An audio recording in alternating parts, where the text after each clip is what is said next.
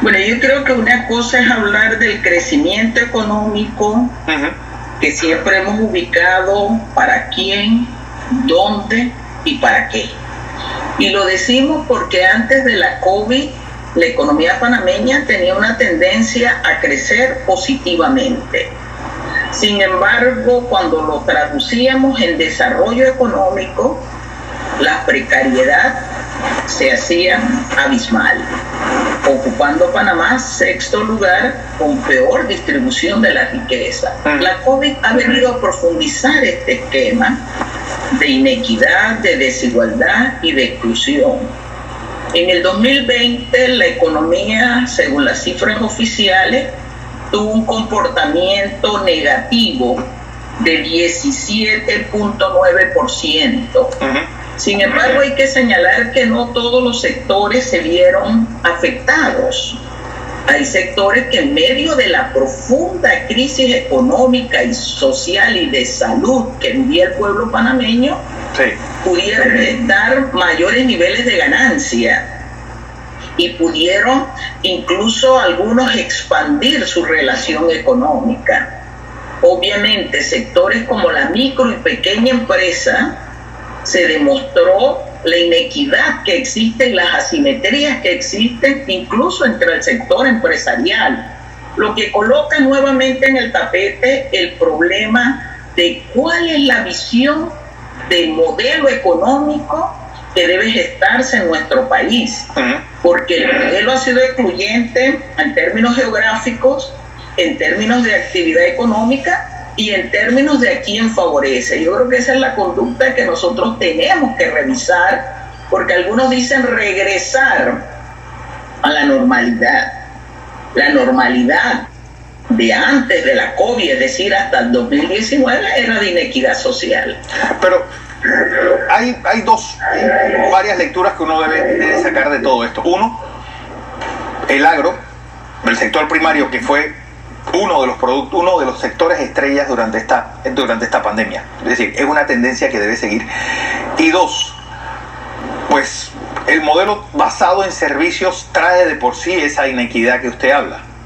Y ¿qué está pasando también? Que yo creo que, acaba de escuchar la entrevista, yo creo que esa brecha se va a seguir profundizando, que es el modelo de eficiencia y el modelo de preparación de nuestros trabajadores, que es lo que está haciendo, pues tal vez que siga creciendo el trabajo informal y no estemos recibiendo la cantidad de empresas extranjeras que deberíamos. Creo que hay que valorar algunos elementos. A ver. El primero, sí, toda economía, incluso hay que tener una referencia de lo que hoy llaman países desarrollados, su comportamiento fue de una dinámica de sectores productivos, véase agro, véase sector industrial, hacia sector servicio, comercio. Y en Panamá la dinámica histórica, por el rol transitista que hemos jugado, ha sido la inversa. Un sector de servicio comercio que ha puesto en desventaja, producto de las políticas económicas que se han desarrollado, a lo que los economistas llamamos los sectores productivos. Cualquier país que quiera mirar hacia el desarrollo requiere una sólida base productiva. Sector agropecuario, y dentro del sector agropecuario producción de alimentos, y requerimos transformar esa materia prima. Aquí hay muchos procesos que pueden ser realizados a nivel interno, que pueden ser gestados desde los panameños y que obviamente inducen a generar empleo y deberían inducir a generar salario digno. Pero la política económica ha estado divorciada, y esto lo vemos si analizamos las estadísticas desde la década de los 60 del siglo pasado, una tendencia a ir desmontando sector agropecuario, que se ha profundizado con la política económica neoliberal. Yo creo que ese es un tema que debe salir a la palestra, la necesidad de fortalecer, la necesidad de atender a los sectores productivos, pero insisto, mirando las asimetrías entre el sector. Nosotros hicimos hace unos 3, 4 años un estudio donde la mayoría de los incentivos que se otorga al sector agropecuario no va al verdadero productor, está dirigido al gran productor, muchos de los cuales no tienen intereses en el mercado doméstico. Entonces tiene que haber una revisión de esa política pública dirigida a fortalecer, a promover al sector productor, al auténtico productor que permite generar, uno, una estabilidad en las áreas rurales en términos de la generación de empleo, y dos, proporcionar lo que los economistas llamamos seguridad y soberanía alimentaria. Ahí hay un elemento, yo creo, que valorar, que sopesar. Sobre el tema del desarrollo, indudablemente el desarrollo requiere de una formación. Sí. Pero hay que recordar que antes de la COVID, precisamente en el 2018, uno de los elementos que salió en un estudio que se realizó en este país decía: Panamá no requiere fuerza de trabajo capacitada, y en términos generales, pese a que se ha estado insistiendo en que la necesidad para aumentar los salarios es la formación a la fuerza de trabajo. Yo siempre pongo el ejemplo de nosotras las mujeres.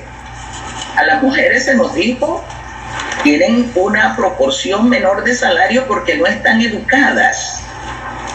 Hoy por hoy la mujer es la que tiene mayor formación, es la que sale de los colegios y de las universidades, incluso en la formación técnica. Pero los salarios de las mujeres y las oportunidades de empleo siguen siendo precarias. Entonces, ¿hay necesidad de gestar desarrollo educativo? Obviamente. La pregunta es, ¿en qué área requerimos? Porque aquí se insiste en una filosofía de una formación para el mercado laboral, y bajo ese concepto los físicos no entran, los químicos tampoco, los sociólogos tampoco, los filósofos tampoco. Entonces no estamos pensando en desarrollo. Bueno. Y yo quiero que eso, yo soy catedrática en la Universidad de Panamá, y es una de las discusiones que hacemos. ¿Cuál es la formación que queremos para el desarrollo? En el desarrollo está inmerso el mercado laboral, obviamente, pero es un concepto más complejo, más amplio, sobre el cual tenemos que caminar. No podemos formar solo para el mercado. Tenemos que formar para la integridad social. Profesora, cambiando el tema radicalmente, el FAT, ¿cómo va la reinscripción del partido? Bueno, tenemos que decir que el 7 de diciembre se nos reconoció como partido de formación con la resolución 64. Fuimos el partido en formación que más miembros llevó en el proceso de iniciadores. Me refiero respecto a los otros partidos en formación, casi 6.000 firmas que aportamos, y de las cuales hemos tenido, y lo tenemos que decir públicamente, algunas dificultades en términos a la velocidad con que funciona el Tribunal Electoral en términos informáticos. Hasta el viernes pasado, ellos dan corte los viernes, aún el Tribunal Electoral no había podido ingresar todos nuestros iniciadores al registro informático. Estamos en un proceso de inscripción que obviamente tiene sus dificultades en la materia de lo que ha sido la COVID, pero hemos iniciado formación, estructuración e inscripción. Estamos seguros de que vamos a configurar la meta, lo hemos hecho en situaciones adversas, con un código que no es nada democrático.